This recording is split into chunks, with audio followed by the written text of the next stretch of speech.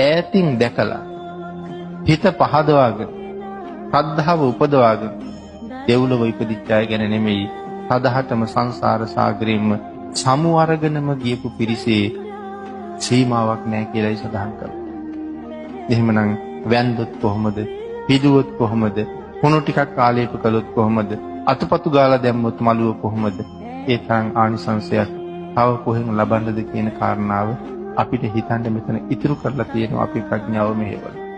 ඒ තරම් අප්‍රමාණ ආනිසංස සහිත මේ මහා පූජා වස්තුන් භාග්‍යතුන් වහන්සේගේ අනන්ත අප්‍රමාණ කරුණාව හින්දාම අපිට බුදුරජාණන් වහන්සේ දානය කළා. ඒ නිසාම සඳහන් කළා බුදුරජාණන් වහන්සේ කෙරෙහි යම් කෙනෙකුට ඇහි පිල්ලම් ගහන මාත්‍රයක් ප්‍රීතියක් ඇති වුණොත් ඒ ප්‍රීතියෙන් ලැබෙන ඵලය කෙනෙක් භාවනා කරලා කසින භාවනාව මුදුන්පත් කරලා කොයි තරම් මේ භාවනාව දියුණු වෙලාද මුළු ජම්බුද්වීපයේම තමන්ගේ මූණ ඉස්සරහ තියනවා වාගේ පේනවා.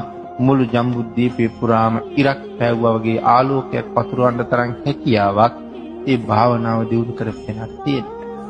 ඒ භාවනාව දියුණු කරගන්න එතෙන්ට දියුණු කරගන්න